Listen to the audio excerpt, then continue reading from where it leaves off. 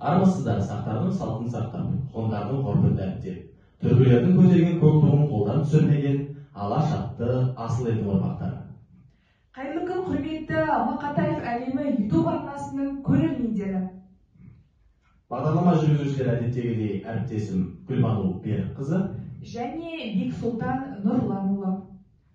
Бүгінгі біздің шығарылымымыздың арнайы қонақтары мектебіміздің жас дебатшылар клубының мүшелері, аудандық және қалалық пікірсайыс турнирлерінің жеңімпазы 9-шы Г сынып оқушылары Емберген Бинура және Нүсіпбек Тоғжан.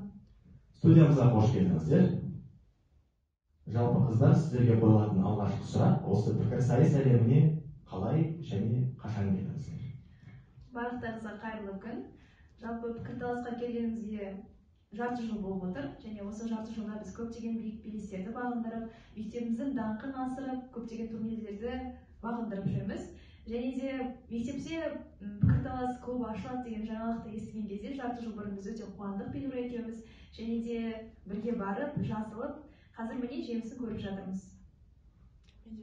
Сәлеметсіздер ме? Жалпы мен осы біз мектепте пікірталас клубы ашылғаннан кейін мен қуанып осы клубқа қосылдым. Клубқа қосылғаннан кейін ойындардан кейін менің тілдік шеберлігім артты, және де дебат ойыны маған көптеген мүмкіндіктер берді.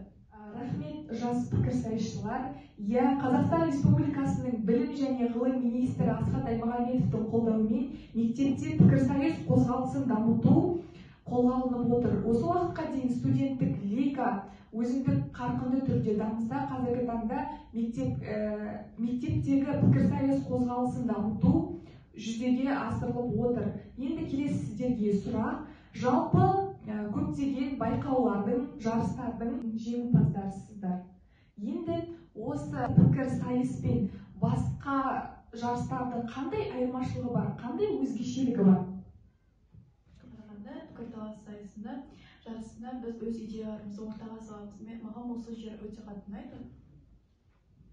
Және де дебат ойнағанда ешқандай шектеулік жоқ, яғни қатып қалған қағидалармен емес, сен өзіңнің шектеулерінен шығып, өз идеяларыңды Бинура айтқандай ортаға салып, бір ұстанымға, яғни шешімге келесің. Яғни қарсы тараппен бір қарарды, тақырыпты ақылдаса отырып, негізгі қорытындыға келу бұл дебаттың негізгі мақсаты болып табылады.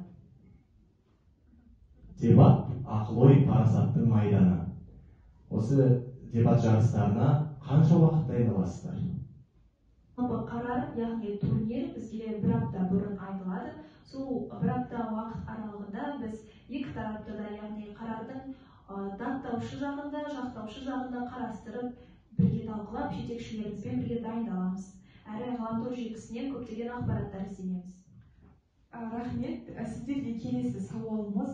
Жалпы пікірсайыс ойындарында қандай қызықты оқиғалар жиі орын алады? Жарыста ең қызық сәттер ол ойынның барысында деп ойлаймын. Төрешімен бірге қарым-қатынас, себебі төрешінің сен алдында тұрасың, сен қарсы командаға емес, сен төреші рөлін жүресің де, осы жерде сен төрешімен бірге психологиялық контакт болады, көзбе-көз тіресіп тұрасың, и сол жерде саған психологиялық қысым болады да, осы менің ойымша ең қызықты, осы жарыста ең қызықты сол ойлаймын. Тойдың болғанынан болар қызық дегендей, біз үшін де пікірталасшылар үшін пікірталастың турнирдің болғанынан болар қызық, себебі біз үшін дайындық уақыты, дайындалу, жұмыс істеу, оның барлығы бізді өте стрессте ұстайды, және де алдағы ойын қалай болады деген секілді көптеген эмоциялар арқылы біз жұмыс істеп бастаймыз. Және де өткен жылы біз Ақтөбе пікірталас орталығы ұйымдастырған республикалық турнирге қатыстық. Бұл біздің бірінші ауқымды осындай дебат турнирі болды. Және осы уақытта да біз көптеген тәжірибелер алмастық. Мәселен, Бинура екеуміз ауызбіршілікте болуды, бір ойға келуді, бір-біріміздің ойымыздың бір жерден шығуы секілді көптеген негізгі қағидаларды ұстандық. Соның нәтижесінде міне бүгін осындай жетістіктерді еріп отырмыз. Рахмет. Жалпы көрермендер, кей адамдар пікірталасты жанжал, бір-бірінің сөзін тыңдамау, немесе ортақ шешімге келмеу деп түсінеді.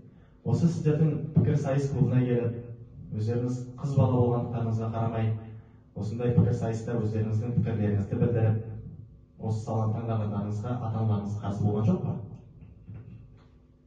Иә, сұрағыңыз өте орынды, себебі көпшілікте мынандай стереотипті ой қалыптасқан, дебат деген шаш жұлысу, жанжалдасу деген секілді. Бірақ та дебаттың өзінің ерекшеліктері, өзінің сақтау керек ережелері бар. Мәселен, дебат уақытында сен өзіңнің қарсы тараптың сөзін бөлмей, нақтылап тыңдап, және де өз ойыңды да парасатты түрде, жүйелі түрде жеткізуің керек.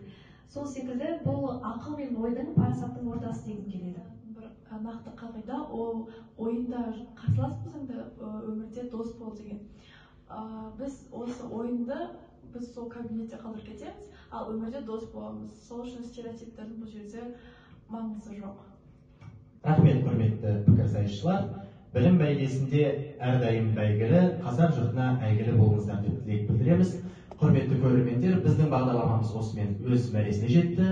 Қош, сау болыңыздар.